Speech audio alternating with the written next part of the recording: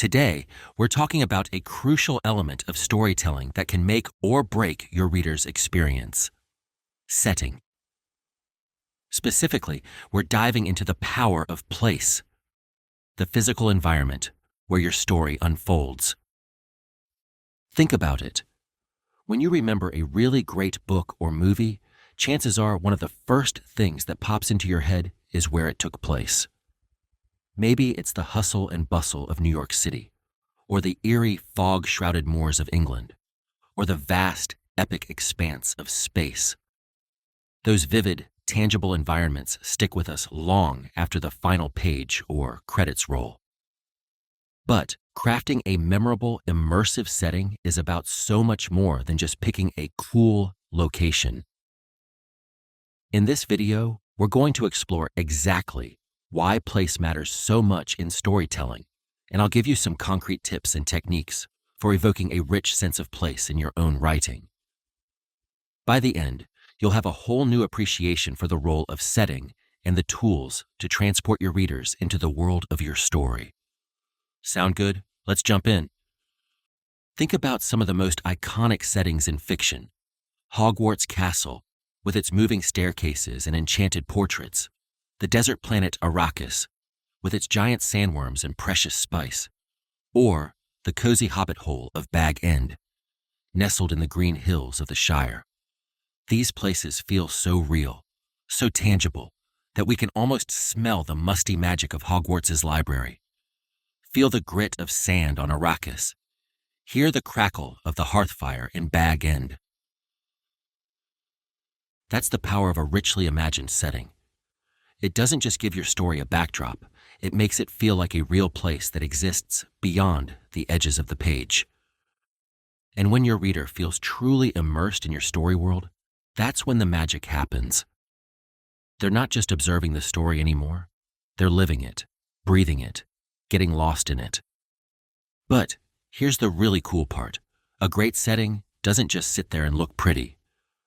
In the hands of a skilled writer, the physical environment of a story can be a powerful tool for enhancing plot, character, and theme.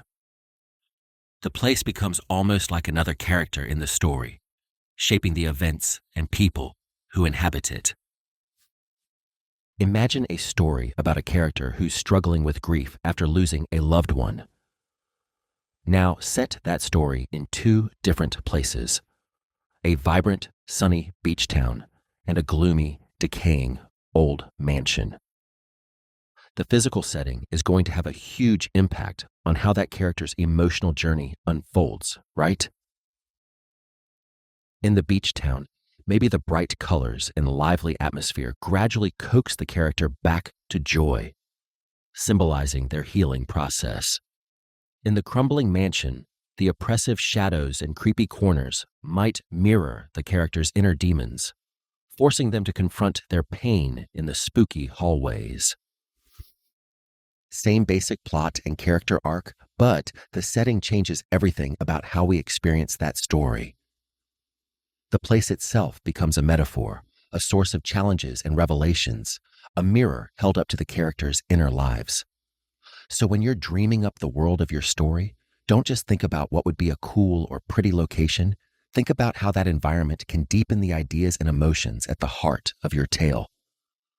Okay, so we know place is powerful, but how do you actually go about evoking it on the page? I've got a few handy techniques for you. First and foremost, engage all 5 senses. A lot of writers focus on just describing what a place looks like. But if you really want to immerse your reader, you've got to go beyond the visual. What does the air smell like? Is it salty sea breeze, spicy incense, fresh cut grass? What sounds fill the space? Honking horns, birdsong, eerie silence. What textures can your character feel? Smooth marble, rough tree bark, slippery moss? The more sensory details you weave in, the more tangible and real your setting will feel. Another tip: get specific with your language. Don't just write tree, write gnarled oak or towering redwood. Don't say a building is old. Say it's decaying or crumbling or weather-beaten. Precise nouns and vivid active verbs will paint a much clearer picture than vague, generic words. One mistake I see a lot of beginning writers make is cramming in big chunks of description all at once, like they're just trying to get it over with. But that can actually be really clunky and take the reader out of the flow of the story. Instead, try to weave your setting details into your scenes more organically. Sprinkle them into characters' actions and observations, into lines of dialogue, into little sensory moments throughout the scene. Let your readers drink in the environment bit by bit as your characters move through it, rather than drowning them in description right off the bat. You don't have to describe every little thing. I know. I just spent this whole video telling you how important vivid details are. But there's a balance. You want to give your readers enough specificity to spark their imaginations, to give them a foothold in the world. But you also want to leave some blank space for their minds to fill in. It's like if I tell you a story is set in a creepy old house, and I describe the peeling wallpaper and the cobwebs in the corners and the eerie portraits whose eyes seem to follow you. Your brain is going to do a lot of the work of imagining all the other creepy details. I don't have to exhaustively catalog every squeaky floorboard and rusty door hinge for you to get that skin-crawly haunted house vibe. So be selective with your descriptions. Choose the details that pack the biggest atmospheric punch, that convey the mood and personality of the place, and trust your readers to mentally flesh out the rest. If you really want to do a deep dive on descriptive writing and immersive settings, I've actually put together a whole course on those very topics. You can find the link down in the description if you want to level up your skills even more and support the channel at the same time. But for now, let's recap what we've learned. Place is a crucial element of immersive storytelling because it transports readers into the world of the story and makes it feel real and lived in. A great setting isn't just a backdrop, but an active force in the narrative that can shape plot, character, and theme in powerful ways. And to craft an evocative sense of place in your writing, focus on sensory details, precise language, organic description, and carefully chosen specifics. I would love to hear from you guys. What are some of your favorite fictional settings of all time, and why do they stick with you? What do you struggle with most when trying to describe places in your own writing? Share your thoughts and questions down in the comments, and let's nerd out about world building together.